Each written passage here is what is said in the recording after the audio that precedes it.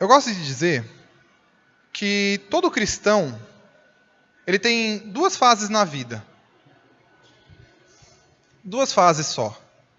Uma fase é a fase da vida comum, como todos têm. É uma vida normal de trabalho, uma vida normal de família, uma vida comum, como todas as outras. E a outra fase, seria a segunda fase, é a vida após conhecer a Jesus e aceitá-lo como o único e suficiente Salvador. Essa é a segunda fase da vida. Eu espero que todos aqui já estejam nessa fase.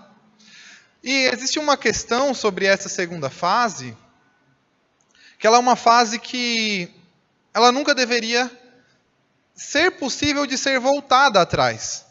Porque a partir do momento em que você conhece e aceita Jesus como seu único e suficiente Salvador, você tem uma transformação total de vida. Você tem uma mudança e é um ponto de ruptura tão grande que aquele ponto marca a sua vida e marca o Mateus antes de conhecer a Deus e o Mateus depois de conhecer a Deus. A Cidinha antes e a Cidinha depois. O Carlos antes e o Carlos depois. E assim todos podem ser marcados pelo momento em que a gente conhece e aceita Jesus como o único e suficiente Salvador. De tão marcante que é a presença de Deus na nossa vida. A gente não consegue olhar para uma pessoa antes e depois de conhecer a Deus e não perceber diferença alguma. Porque a forma como ela vê a vida, a forma como ela vive a vida e tudo que a pessoa faz vai ser diferente. Porque a pessoa é marcada pelo antes e depois de conhecer a Cristo. Não existe como a pessoa conhecer a Deus, conhecer a Jesus e não ter mudança. Sem mudança, não existe Jesus. Tem uma frase de algum pastor, eu não vou lembrar quem foi que disse, mas a frase, ela é muito interessante e me marcou muito. Porque ela diz assim: você dizer que você conheceu a Deus e não teve mudança nenhuma na sua vida, ou não teve nada significativo na sua vida, ou para você é como se nada tivesse acontecido, você apenas seguiu a sua vida, é a mesma coisa de dizer que alguém estava andando na rua, ou num trilho de trem, e veio um trem a 300 km por hora, bateu na pessoa, a pessoa deu voltas em 3 metros no ar, caiu no chão e nada aconteceu. É impossível. É o mesmo impacto que Jesus tem que ter na nossa vida. É o mesmo impacto que Jesus tem que causar na vida de cada um de nós. É impossível não haver mudança, é impossível não haver nada que aconteça dentro de nós que haja mudança no nosso coração e na nossa forma de agir na nossa vida. E é isso que eu quero tratar com os irmãos hoje. Sobre essa questão de mudança de vida. E não apenas interior, mas também exterior. Convido os irmãos para abrirem comigo no livro de Colossenses, no capítulo 3.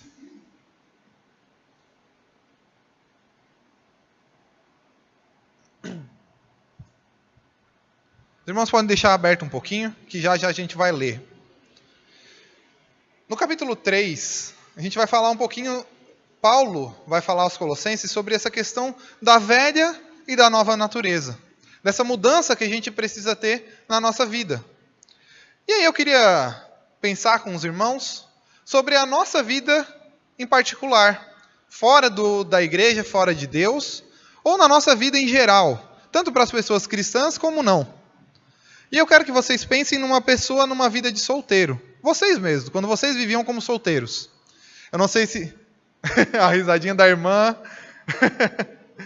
Eu não sei como vocês viveram a vida de solteiros, se vocês chegaram a viver fora da casa dos pais de vocês. Eu não, eu cheguei, a partir do momento que eu casei, eu estava morando com os meus pais ainda. Talvez alguns aqui moraram sozinhos por um tempo, e depois foram casar. Então, eu quero que vocês pensem nessa vida. Como que era a vida de vocês nessa época? Lembra?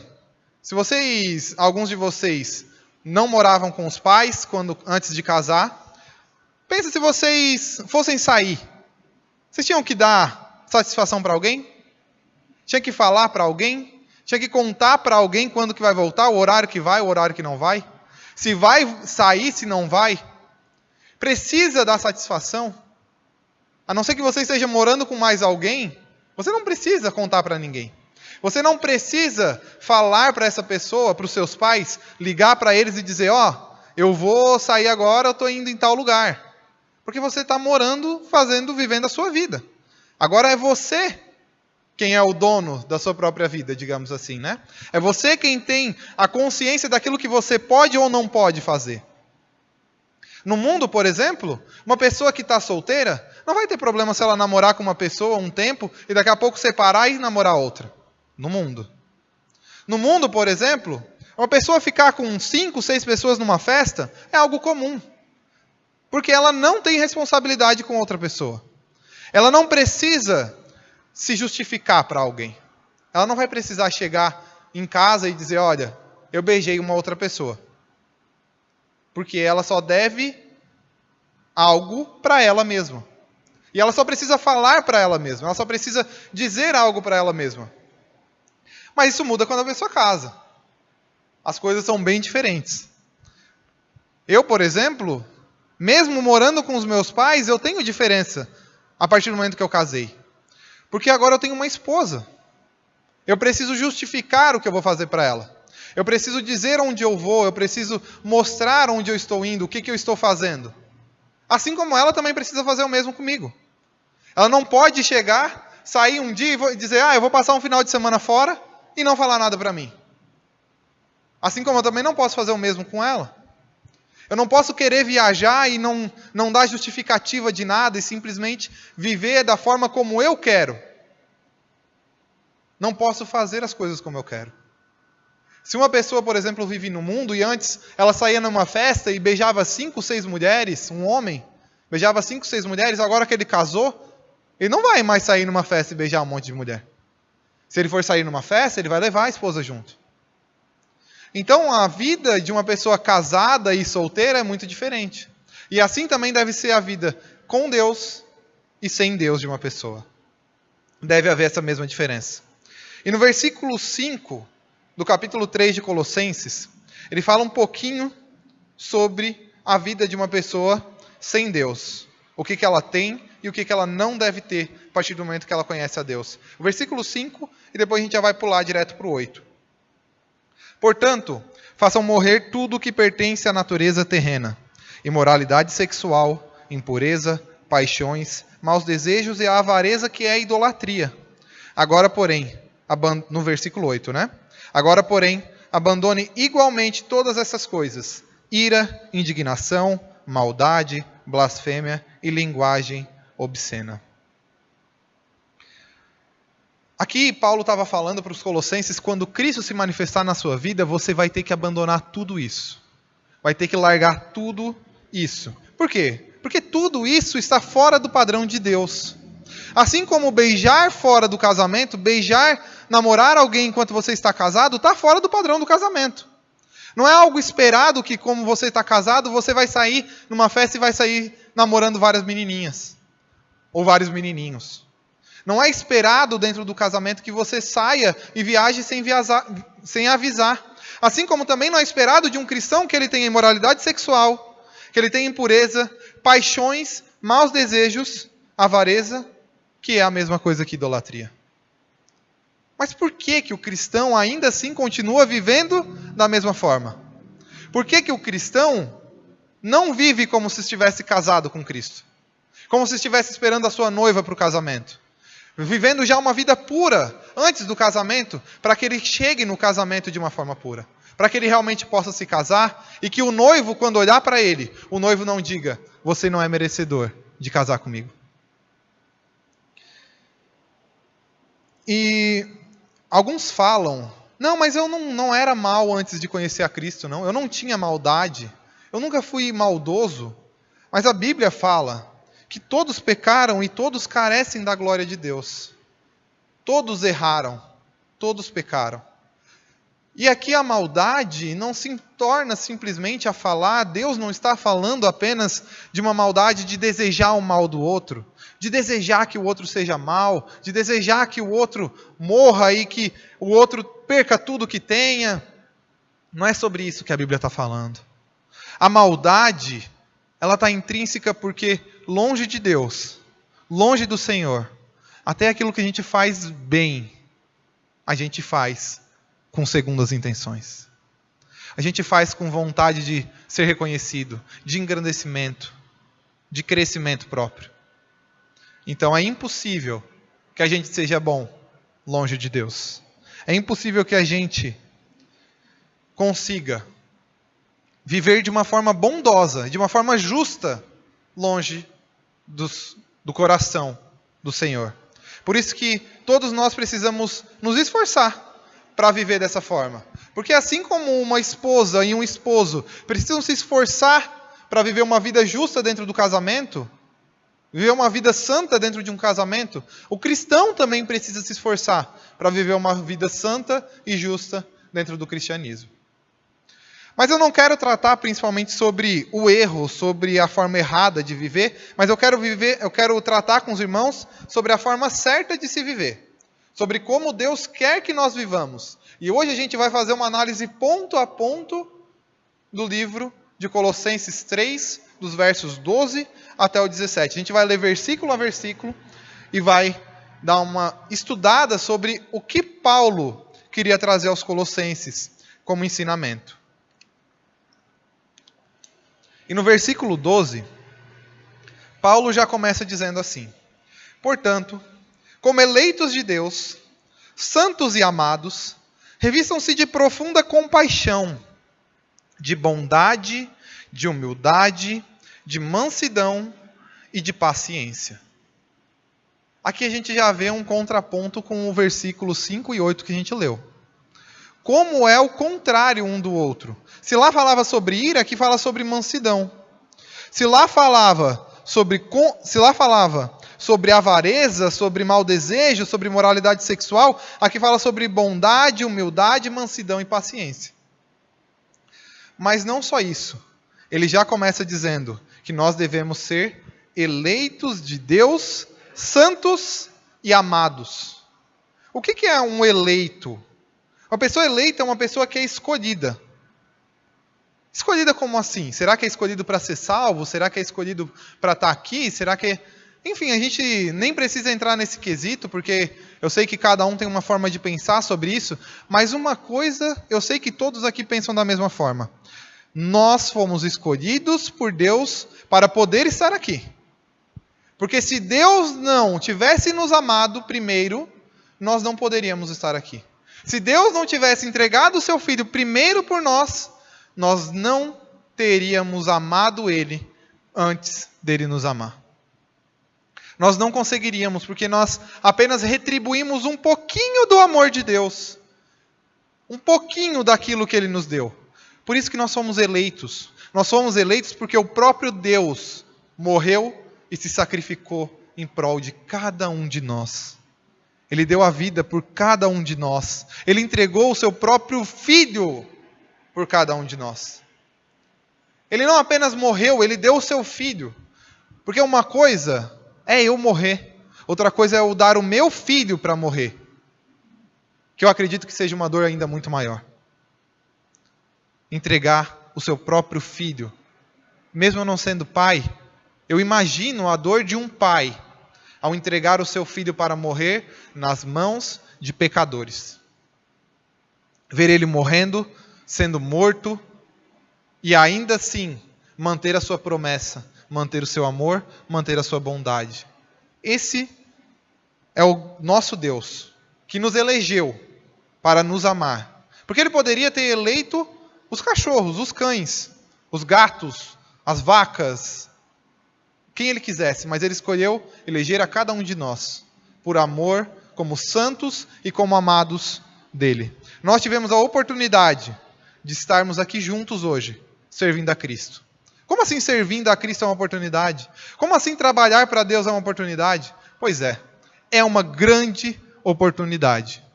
Nós podermos estar trabalhando para Deus é uma oportunidade. Nós podermos glorificar a Deus é uma oportunidade que nem todos têm. Nem todos podem estar numa igreja adorando a Deus, mas nós fomos eleitos para poder adorar e glorificar o nome dEle. Ele continua falando sobre revestir-se de profunda compaixão. Compaixão é piedade. Compaixão é sentir a dor do outro. Eu não sei, eu acredito que todo mundo aqui já viu alguém sofrendo, passando uma dor.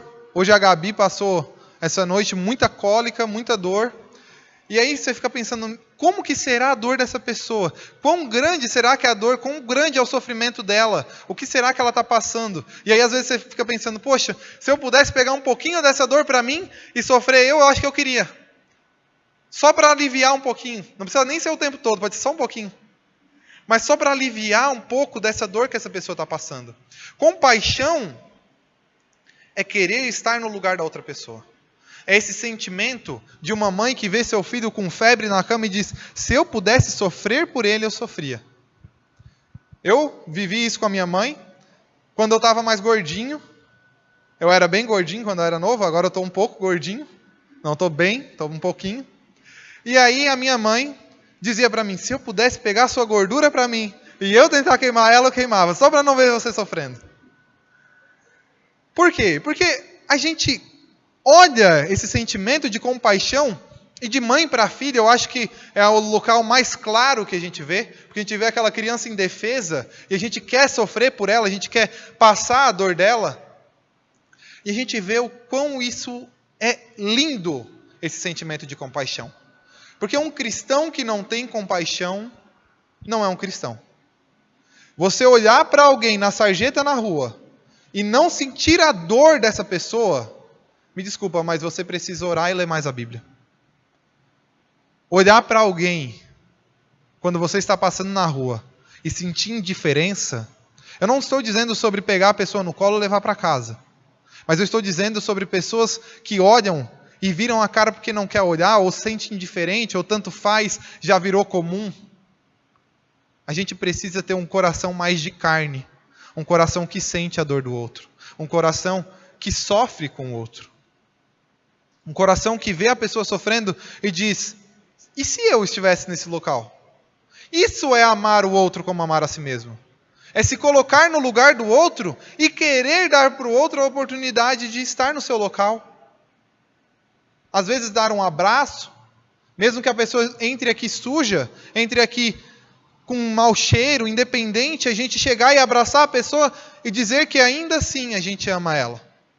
Não apenas a gente aqui que já se conhece, sabe que todo mundo aqui está limpinho, passou perfume, passou desodorante. É muito mais fácil. É muito mais fácil dar um abraço nos irmãos aqui que eu já conheço a todos. Que eu já tenho amizade, eu tenho amor por cada um de vocês. Agora uma pessoa que eu não conheço, uma pessoa que talvez chega bêbada aqui, é muito mais difícil amar uma pessoa assim. Mas é para isso que Deus nos chama. Para amar aqueles que o mundo não amou. Para amar aqueles que o mundo rejeita. E é esse amor tão difícil que a gente deve ter. Paulo continua dizendo para a gente se revestir também de uma profunda bondade. Bondade. O que é ser bom, né? É muito difícil dizer o que é ser bom. Em 1 Tessalonicenses, no capítulo 5, verso 15, diz assim, tenham cuidado para que ninguém retribua o mal com o mal, mas sejam sempre bondosos uns para com os outros e para com todos. Sempre que a gente pensa em ser bom, meu pai falava muito uma frase, eu sou bom, mas eu não sou bobo. Seja bom, mas não seja bobo. O que ele queria dizer com isso? Eu sou bonzinho, mas se a pessoa for boa comigo. Isso ele dizia antigamente, né? Eu sou bonzinho se a pessoa for boa comigo. Se não, também não vou ser bobo dela. Olha o que a Bíblia fala aqui. Tenham cuidado para que ninguém retribua o mal com o mal, mas sejam sempre bondosos. Sejam sempre bondosos. Ser bom é retribuir o bem com o bem, mas o mal com o bem também. Poxa, quão difícil é, se uma pessoa faz o mal para você, você ir lá e fazer o bem por ela. O quão doloroso é olhar para uma pessoa que te fez mal e orar para essa pessoa para que ela se dê bem. O quão difícil é ver uma pessoa que fez mal para você, que te fez cair, que quis te derrubar, e depois ela vem te pedir ajuda e você ajudar ela. A vontade que dá é dizer, você não fez isso comigo? Agora vai lá. É a vontade. A gente é ser humano pecador. Mas ser cristão é ser diferente disso. Ser cristão é retribuir o mal com o bem. É fazer o bem por aqueles que não nos querem bem. E isso não é nada fácil. Também é muito difícil revestir-se de profunda humildade. Hoje aqui no estudo a gente estava falando sobre a questão da avareza, sobre a questão da busca insana sobre mais dinheiro, sobre mais coisas. A avareza do homem, o quanto isso tem crescido a cada dia mais e mais. O quão difícil é ser humilde? O quão difícil é ser uma pessoa humilde e pequena diante de tantas pessoas querendo se engrandecer? O quão difícil é se humilhar quando todo mundo está querendo se exaltar? A gente quer ser o maior. A gente gosta de elogio. O ser humano gosta de elogio. O ser humano gosta de ser grande. Poxa, quando eu faço alguma coisa aqui para os irmãos ou para alguém, eu gosto que a pessoa fala. Eu me sinto preenchido. Só que a humildade é você receber um elogio, não apenas não receber o elogio ou não gostar de receber, mas receber um elogio e saber que sem Deus, nada do que você fez, você poderia ter feito. Sem Deus eu não poderia estar falando aqui. Eu acho que eu já falei para a maioria dos irmãos aqui, que eu, por mim mesmo, eu acho que eu nunca poderia estar aqui. Porque eu não consigo falar direito. Eu travo, eu gaguejo, eu tenho a língua meio presa, de vez em quando vocês vão ver minha língua saltando para fora da boca. Então, eu por mim mesmo, eu não tenho essa desenvoltura. Mas Deus me deu a possibilidade de estar aqui. E é só por Ele. Porque eu sei que por mim mesmo, eu não consigo. Eu não consigo fazer nada. Humildade é você saber que por você não tem força. Mas que Deus, Ele te capacita. Deus, Ele capacita para que a gente faça as coisas. Deus, Ele capacita você desde a fazer um bolo para trazer para a igreja e para que todos os irmãos possam se satisfazer. Porque se você acha que isso também não é dom de Deus, muitos podem chegar aqui com fome e ter a primeira refeição deles aqui na igreja. Então, isso também é dom de Deus. E humildade é não querer se exaltar por isso. É não querer se engrandecer por isso. Mas saber que até num bolo, até numa comida que você faz, Deus pode te usar. Ele também fala sobre mansidão e sobre paciência, finalizando esse versículo. Sobre ser manso, às vezes a gente pensa sobre ser manso como uma pessoa fraca, como uma pessoa ingênua, uma pessoa, um mansinho. O cão mansinho é o cão pequenininho, o cão que não faz nada, um cão fraquinho, um cão que não morde, que ele é carinhoso. Mas ser manso não é ser fraco, mas é uma força domesticada. É um Rottweiler, digamos assim, mas é um Rottweiler domesticado, que sabe quando vai atacar, que sabe quando tem que atacar e o que tem que atacar. Ele não vai atacar o dono ou os amigos do dono. Ele não vai atacar os próximos, os parentes próximos que estão com o seu dono, que estão com o seu senhor. Ele vai atacar aqueles que estão tentando invadir a sua casa. Ele vai atacar aqueles que estão tentando fazer o mal com aquela família. O trânsito é o maior exemplo mais clássico e que a gente mais ouve, né? Das pessoas se irritarem no trânsito. O que é a questão do trânsito, que todo mundo tem raiva, que todo mundo sente ira no trânsito? A gente pode ter uma raiva controlada no trânsito, mas a gente não vai descontar nas pessoas. A gente vai saber agir de uma forma justa. Isso é ser manso, é saber usar a sua raiva com justiça. É saber colocar os pingos nos is de uma forma justa e de uma forma não ofensiva. Jesus usou uma mansidão e uma ira santa no templo, quando ele brigou com os vendedores, os cambistas do templo. Jesus mostrou que ele pode se irar, mas que ele tem uma mansidão muito grande e santa, onde ele só se ira, onde ele só mostra a sua ira quando deve ser mostrada. E nós devemos ser da mesma forma. Nós não devemos abaixar a cabeça e aceitar tudo que as pessoas estão fazendo nesse mundo. Aceitar todos os pecados, todas as transgressões, aceitar tudo o que acontece. Hoje em dia se prega que os filhos devem fazer tudo o que querem, devem usar as roupas que querem, ou fazer as coisas da forma como querem, e os pais têm que aceitar isso. Os pais não devem aceitar isso. Os pais têm que mostrar quem é o Deus deles e aquilo que eles devem fazer. Os pais têm que impor limites aos seus filhos. Mas os pais têm que saber fazer isso de uma forma santa. E mostrando a sua mansidão, mostrando a sua paciência em tudo o que faz.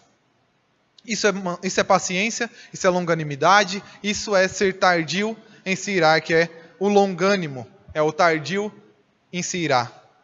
Mas não para no versículo 12, no versículo 13 também fala sobre suportar-se uns aos outros. Suportem-se uns aos outros e perdoem-se mutuamente. Caso alguém tenha motivo de queixa contra outra pessoa, assim como o Senhor perdoou vocês, perdoem também uns aos outros. Suportar uns aos outros. Eu acho muito legal essa frase de Paulo, porque tem dois suportar.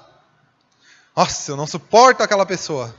Não estou suportando mais. Ou então, eu só estou suportando aquela pessoa. Nossa, eu não aguento mais, mas só suportando mesmo, só suporto. Mas não dá mais. Não é esse o ponto que Paulo está trazendo aqui.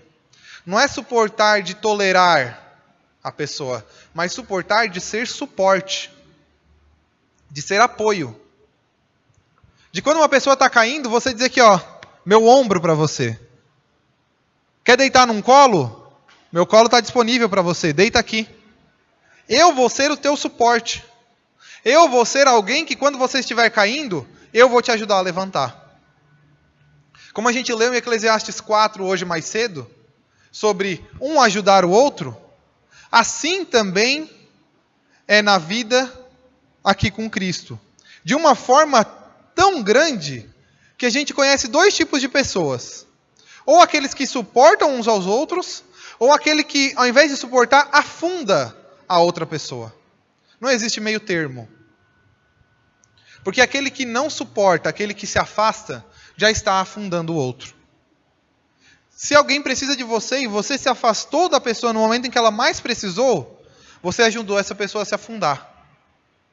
Porque essa pessoa só queria um ombro. E quando ela percebe que nem isso ela teve de você, ela vai se afundar mais ainda. Nós precisamos ser suporte um do outro. Nós precisamos estar disponíveis e dispostos a ajudar. É difícil. Custa. Poxa, eu prefiro 1000 vezes estar na minha casa. É muito mais confortável estar em casa do que às vezes um irmão me ligar e eu ter que ir lá ouvir a pessoa chorando, reclamando, falando do que aconteceu. É claro que eu prefiro. Eu prefiro estar com a minha esposa. Eu prefiro comprar um sorvete, comer em casa, assistir uma série. É muito melhor, é muito mais agradável. Mas ser cristão não se trata sobre viver uma vida tranquila, uma vida linda, uma vida que simplesmente fala sobre viver na paz, na tranquilidade. Se trata também sobre dificuldade, sobre sacrificar de si próprio, abdicar de si mesmo em prol do outro. Isso é seguir a Cristo. É suportar uns aos outros. É perdoar-se mutuamente. É tão difícil perdoar. Às vezes perdoar não é algo tão fácil. Todo mundo aqui talvez já recebeu alguma ofensa que começou a triturar aquilo dentro de você mesmo. E aí quando a pessoa vem te pedir perdão, a tua vontade é dizer, não, eu não vou perdoar. E eu digo mais, às vezes a pessoa não te pediu perdão e você ainda assim tem que perdoar. Você tem que perdoar antes da pessoa te pedir perdão. Porque você precisa perdoar no seu coração. E isso não é fácil. Quando a pessoa não te pediu perdão, você dizer, ainda assim, Senhor, eu perdoo essa pessoa. Porque eu sei que se ela fez isso comigo, é porque ela não conhece completamente ao Senhor, ou ela não fez com maldade no coração. Então, perdoar é algo que não é fácil. Paulo aqui, ele diz que a gente tem que perdoar, assim como o Senhor perdoou vocês. Perdoem também uns aos outros. E aí a gente lembra daquela parábola do credor incompassivo. Do credor que não perdoou como foi perdoado. E aí aqui eu vou dar um resumo bem breve da parábola para os irmãos. Onde fala que o rei perdoou 10.000 talentos da pessoa que estava devendo para ela. E ele, esse homem, ele tinha uma outra pessoa que estava em dívida com ele. Uma dívida de 100 denários. E eu já vou explicar para os irmãos a diferença dos valores. Mas então, um devia 10.000 talentos para o rei, foi perdoado. O outro, esse mesmo que foi perdoado, tinha uma dívida também de 100 denários, uma outra pessoa tinha com ele. E não perdoou. Não deu perdão. E aí diz assim em Mateus 18. Então o Senhor, chamando aquele servo, lhe disse: servo malvado, eu lhe perdoei aquela dívida toda porque você me implorou. Será que você também não devia ter compaixão do seu conservo, assim como eu tive compaixão de você? E indignando-se o Senhor, entregou aquele servo aos carrascos, até que lhe pagasse toda a dívida. A dívida do primeiro, era de 10.000 talentos. Isso significa uma dívida de 350 mil quilos de ouro. Naquela época. Um talento representava 35 quilos de ouro. 10.000, 350 mil quilos de ouro. Ou seja, 350 toneladas de ouro. Ou seja, é ouro que não acabava mais. Isso significava 150 mil anos de trabalho. Em comparação a dias de trabalho. Os denários eram 100. Um denário eram 100 dias de trabalho. Ou seja, uma pessoa devia para ele 100 dias de trabalho. Ele devia 150 mil. E ele não perdoou. O que isso significa? O que Jesus quis trazer com isso? A nossa dívida é de 150 mil dias de trabalho. 150 mil anos de trabalho. A nossa dívida é de 350 toneladas de ouro. A dívida que nós temos com Deus. A dívida que nós temos com Ele é impossível ser paga. Por mais que você trabalhe, por mais que você tente, por mais que você peça perdão, é impossível ser paga. Mas Deus perdoou a nossa dívida. Quem somos nós para não perdoar o outro que cometeu algo com a gente? Qualquer dívida, comparado ao que a gente tinha com Deus, é pequena perto daquilo que a gente deve, daquilo que a gente devia. Porque o preço da nossa dívida já foi pago. Mas a gente também precisa perdoar aqueles que cometeram injustiça com a gente. É difícil, é doloroso, mas quando a gente olha para aquilo que Ele fez por nós, acaba se tornando um pouco mais fácil. No versículo 14 diz assim: acima de tudo isto, porém, esteja o amor, que é o vínculo da perfeição. Olha que lindo esse versículo. Esse versículo é maravilhoso. Acima de tudo, acima da humildade, da bondade, da compaixão, da mansidão, da paciência e de tudo aqui, até mesmo do perdão, que esteja o amor, que é o vínculo, ou seja, que é o elo, que é a ligação, que une tudo isso, que é a perfeição, que é o elo perfeito. Não sei se os irmãos sabem o que é elo, sabe aquelas correntes que uma vai ligando na outra? Aquilo são os elos. O amor é como se fosse essa corrente que pega tudo e junta tudo e consegue misturar tudo de uma forma tão perfeita que se torna o elo perfeito entre a bondade, entre o amor, entre a paciência, entre a mansidão, entre o suporte, entre o perdão. O amor é capaz de unir todas as coisas. O amor, ele é como uma cola que vai colando cada coisinha, um junto com o outro, e vai deixando tudo unido em um só. No versículo 15, Paulo escreve assim: que a paz de Cristo seja o árbitro no coração de vocês. Árbitro, já lembra de futebol, né? O árbitro lá, aquele que chama, o juiz. Que a paz de Cristo seja o árbitro no coração de vocês, pois foi para essa paz que vocês foram chamados em um só corpo, e sejam agradecidos. Que a paz de Deus, a paz de Cristo, seja o árbitro no nosso coração. Está faltando paz no seu coração? Você está sentindo algo faltando no seu coração? Você está sentindo que está em falha em algo no seu coração? Você faz algo e não sente paz? Sente que algo está faltando? A palavra de Deus está nos dizendo que a paz tem que ser o árbitro. A paz vai ter que ser o julgador. A paz de Cristo.